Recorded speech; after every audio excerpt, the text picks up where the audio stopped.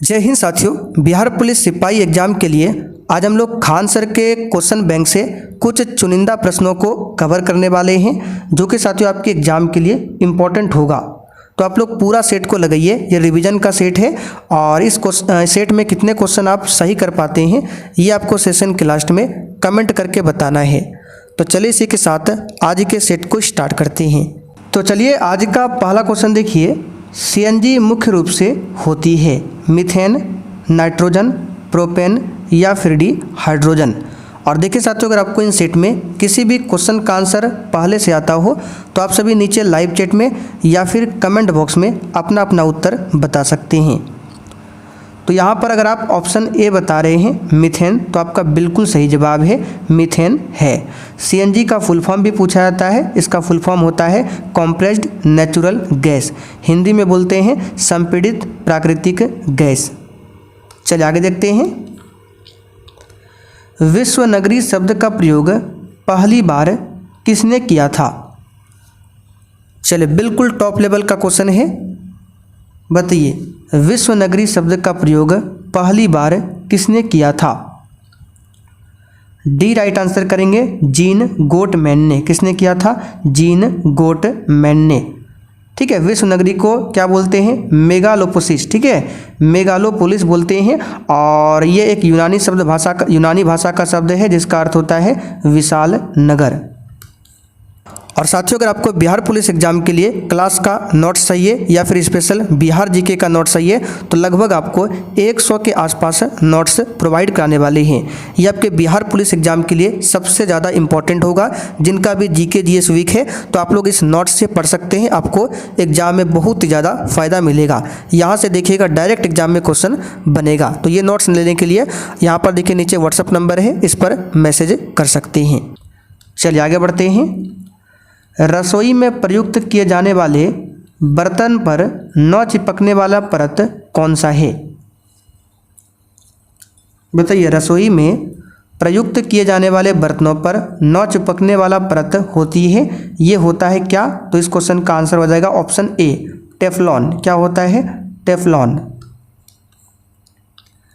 कवि विद्यापति की रचना कृतिलता की भाषा क्या है? वेरी इंपॉर्टेंट क्वेश्चन एग्जाम के लिए।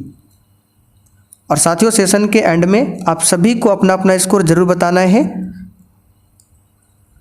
तो विद्यापति की रचना कृतिलता जो है इसकी भाषा है अवहट। डी ऑप्शन यहाँ पर आपका सही है। विद्यापति का जन्म कहाँ पर हुआ था? तो 1352 में मधुबनी में हुआ था। ठीक है, मधुबनी बिहार प्रांत में हुआ था। निम्न में से कौन राज्य की उत्पत्ति का सबसे प्राचीन सिद्धांत है? लगाइए, क्वेश्चन 5 के लिए आंसर लगाइए। आंसर है दैवीय सिद्धांत। क्या होगा? दैवीय सिद्धांत। नेक्स्ट क्वेश्चन देखिए, एक लकड़ी क्या है? और किसी भी क्वेश्चन में डाउट होता है तो आप लोग कमेंट करके पूछिए। और अगर आपको थ्योरी के साथ फुल डिस्कशन के साथ क्लास करना हो, मैथ्स, जीके, साइंस, हिंदी, व्याकरण, इंग्लिश, तो इसके लिए रात 8 बजे की क्लास को जरूर देखिए, इसके बाद ही होगा। तो लकड़ी जो है एक प्राथमिक ईंधन में आता है। ठीक है, प्राथमिक ईंधन में बी ऑप्शन यहाँ पर आपका सही है। द्वितीयक ईंधन में क्या क्या आएगा? तो कोल गैस, नाम लिख देते हैं, coal gas, water gas, producer gas, ये द्वितीयक ईंधन में आता है। चलिए 7वां क्वेश्चन। निम्न में से किसने कहा है कि इतिहास वर्ग संघर्ष की कहानी है? बताइए, किसने कहा है कि इतिहास वर्ग संघर्ष की कहानी है? तो इस क्वेश्चन का आंसर क्या हो जाएगा? तो ये कहा है कार्ल मार्क्स ने।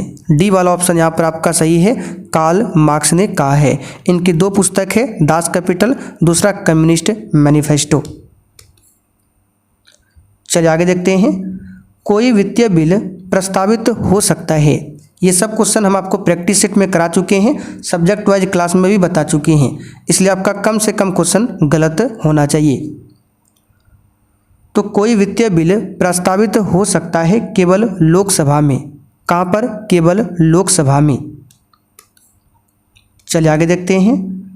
निम्न में से कौन सा एक युग्म सही सुमेलित नहीं है? एक तरफ स्थानांतरित कृषि है और संबंधित राज्य है। तो ये सब ज्योग्राफी क्लास में हमने बताया था, याद कीजिए। दीपा कहाँ का है, तो सुमेलित कौन सा नहीं है ये बताना है। तो दीपा जो है छत्तीसगढ़ का है, ये बिल्कुल आपका सही दिया हुआ है। दीपा कहाँ है? छत्तीसगढ़ का। आप यहाँ पे देखिए पामलू दिया है मणिपुर, ये भी सही है। झूम असम, ये भी सही है। वेवर यहाँ पर बिहार दिया है, वेवर बिहार नहीं होगा, वेवर होगा मध्य प्रदेश। वेवर खेती मध्य प्रदेश में की जाने वाली आदिवासियों की पारंपरिक खेती है। तो डी वाला सुमेलित नहीं है। आगे देखिए, निम्न में से किसने अतिरिक्त मूल्य का सिद्धांत प्रतिपादित किया था? चलिए क्वेश्चन 10 के लिए आप लोग आंसर लगाइए फटाफट से। तो ये किया था कार्ल मार्क्स ने। कार्ल मार्क्स ने अपनी पुस्तक दास कैपिटल में 1867 में अतिरिक्त मूल्य के सिद्धांत का प्रतिपादन किया था। चलिए अगला क्वेश्चन देखिए, भारतीय नागरिकों के मौलिक अधिकारों का वर्णन किस अनुच्छेद में है?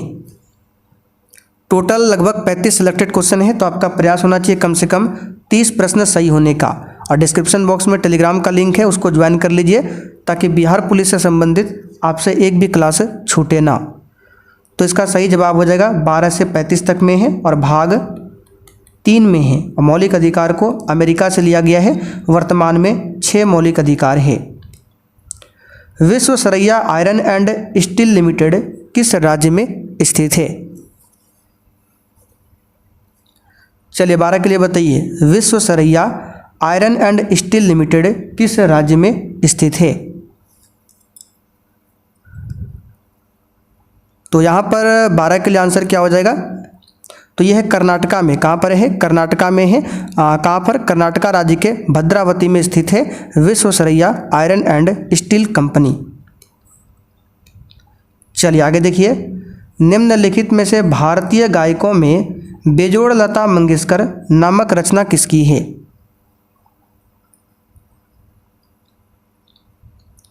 तो ये कुमार गंधर्व की रचना है। किसकी रचना है? कुमार गंधर्व की रचना है। चलिए आगे देखते हैं, किस कहानी में लहना सिंह प्रमुख पात्र था? बताइए 14 के लिए आंसर बताइए, किस कहानी में लहना सिंह प्रमुख पात्र था? इसका आंसर है उसने कहा था। ये कहानी है उसने कहा था, इसमें जो लहना सिंह था प्रमुख पात्र था। अच्छा, उसने कहा था, ये जो कहानी है किसके द्वारा लिखित कहानी है? तो चंद्रधर शर्मा गुलेरी द्वारा रचित कहानी है उसने कहा था। और इसमें प्रमुख पात्र कौन था? लहना सिंह। चलिए आगे बढ़ते हैं, पंचायती राज किस सूची का विषय है?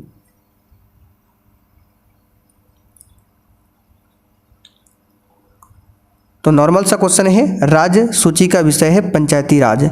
सी ऑप्शन यहाँ पर आपका सही है। चलिए आगे देखिए, एक दीक्षांत भाषण नामक रचना के रचयिता कौन है? और साथियों, जिसने अभी तक सेशन को लाइक नहीं किया है, आपसे रिक्वेस्ट है आप लोग सेशन को साथ में लाइक करते हुए चलिए। फिलहाल इसका आंसर हो जाएगा हरिशंकर परसाई। ठीक है, हरिशंकर परसाई। चलिए आगे देखते हैं, वर्ष 2000 में बिहार में से बनाए गए झारखंड राज्य निर्माण के बाद बिहार विधानसभा की सदस्य संख्या क्या है?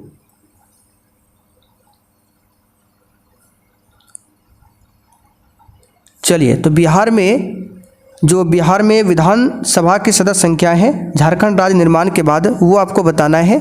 तो इसका सही जवाब है 243। विधान परिषद में पूछे तो 75 है, लोकसभा में 40 है और राज्यसभा में 16 है। भारत में तांबे का तीसरा सर्वाधिक उत्पादक राज्य कौन है? 18 के लिए आंसर बताइए, भारत में तांबे का तीसरा सर्वाधिक उत्पादक राज्य कौन है? तो ये है कौन? तो इसका सही जवाब है झारखंड। कौन है? झारखंड। पहले स्थान पर मध्य प्रदेश आता है, दूसरे स्थान पर राजस्थान, तीसरे स्थान पर झारखंड। भारतीय संविधान के निम्नलिखित अनुच्छेदों में से कौन सा अनुच्छेद राज्य की सरकारों को ग्राम पंचायतों को संगठित करने का निर्देश देता है?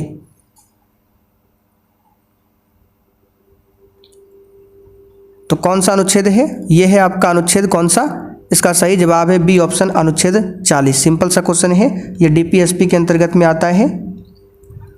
आगे देखिए, बैंक के आईएफएससी कोड में कितने डिजिट होते हैं? बताइए, बैंक के आईएफएससी कोड में कितने डिजिट होते हैं? तो आईएफएससी का फुल फॉर्म भी जान लीजिए। इंडियन क्या होता है? इंडियन फाइनेंशियल सिस्टम कोड, जिसका हिंदी अर्थ होता है भारतीय वित्तीय प्रणाली कोड। इसमें टोटल 11 डिजिट होते हैं। न्यायिक पुनरावलोकन का अर्थ यह है कि सुप्रीम कोर्ट, बताइए, किसी भी राज्य के कानून को अवैध घोषित कर सकता है, यानी कि जो कानून बनता है उसको देख सकता है सुप्रीम कोर्ट, क्या वो मौलिक अधिकार का उल्लंघन तो नहीं कर रहा है। अगर कर रहा है तो वो रद्द कर सकता है सर्वोच्च न्यायालय। यही है न्यायिक पुनरावलोकन।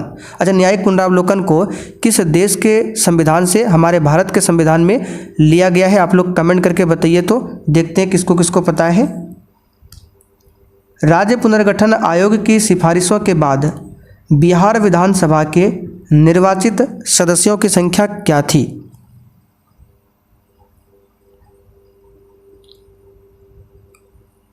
तो इसका आंसर क्या हो जाएगा? 318। कितना? 318। ठीक है, चलिए आगे बढ़ते हैं। निम्न में से कौन नाजीवाद का संस्थापक था? और यहाँ पे ध्यान रखिएगा, कभी कभी 319 भी आंसर मिलेगा। देखिए, हुआ क्या था, 1956 में जो राज्य पुनर्गठन अधिनियम आया था, इसकी अनुशंसा के आधार पर विधानसभा के निर्वाचित सदस्यों की संख्या 330 से घटाकर 318 कर दिया गया, और इसमें एक मनोनीत सदस्य है, तो इस प्रकार से 319 है। ठीक है, तो 318 याद रखना है आपको, ए ऑप्शन, क्योंकि यहाँ पे पूछा गया है निर्वाचित सदस्य, ना कि मनोनीत। तो निर्वाचित 318 है, एक मनोनीत 319। फिलहाल आंसर होगा 318। तो नाजीवाद का संस्थापक है एडोल्फ हिटलर। क्या है?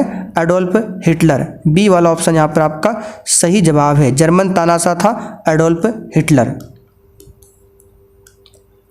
आयुर्वेद के महान विद्वान चरक किसके शासनकाल से संबंधित था? बताइए, महर्षि चरक, इन्होंने ही चरक संहिता की रचना की है, और ये कनिष्क कुषाण वंश का सबसे प्रतापी शासक था, कनिष्क के दरबार से संबंधित थे। बी ऑप्शन आपका सही है। आप लोग कमेंट करके बताइए, कनिष्क के समय में कौन सी बौद्ध संगति का आयोजन हुआ था? एक कल्याणकारी राज्य के निर्देशक आदर्श वर्णित कहाँ पर है?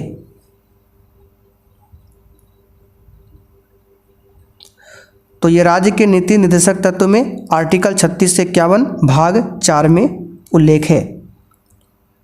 लोकसभा के स्पीकर का निर्वाचन होता है, बताइए किसके द्वारा? वर्तमान में लोकसभा के स्पीकर कौन है? ओम बिड़ला। तो कई बार बता चुके हैं पॉलिटी क्लास में, अगर आप रेगुलर क्लास करते हैं तो बिल्कुल आराम से आंसर लगा सकते हैं, लोकसभा के सभी सदस्यों के द्वारा। चलिए आगे देखिए, सभापति तथा उपसभापति का पद रिक्त होने पर कौन राज्यसभा की अध्यक्षता करता है?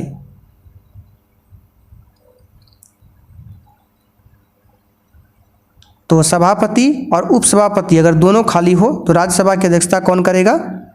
तो इसका सही जवाब है उस सदन का निर्वाचित सदस्य करेगा। यहाँ पर ए ऑप्शन आपका सही है, यानी कि सभापति और उपसभापति का पद रिक्त होने की स्थिति में राज्यसभा के सदस्यों द्वारा अपने में से ही निर्वाचित किसी सदस्य द्वारा सभापति के कर्तव्यों का निर्वहन होगा।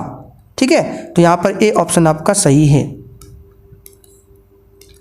राजपूत काल में समाज में किस नवीन जाति का उदय हुआ था? एक एक क्वेश्चन आपके लिए इंपॉर्टेंट है, बताइए। तो यहाँ पर इस क्वेश्चन का आंसर क्या हो जाएगा? सी ऑप्शन, कायस्थ। ठीक है, कायस्थ नवीन जाति का उदय हुआ था राजपूत काल में। भारत के राष्ट्रपति को उसके पद से हटाया जा सकता है, बताइए किसके द्वारा? तो भारत के राष्ट्रपति को अगर हटाना है तो इसके लिए महाभियोग की प्रक्रिया है जो कि संसद में लाया जाता है, और राष्ट्रपति पर महाभियोग के बारे में आर्टिकल 61 में बताया गया है। चलिए आगे देखते हैं। स्कर्वी नामक रोग किस विटामिन की कमी से होता है? सी राइट आंसर करेंगे, विटामिन सी। ए की कमी से रतौंधी, बी की कमी से बेरीबेरी, सी की कमी से स्कर्वी, डी की कमी से सूखा रोग जिसको रिकेट्स भी बोला जाता है। ठीक है, और विटामिन डी को हार्मोन विटामिन भी बोला जाता है। चलिए आगे देखते हैं। चलिए तो आज के सेट में 30 ही क्वेश्चन थे। अब आप लोग कमेंट करके बताइए आपने 30 में से कितने क्वेश्चन सही किया।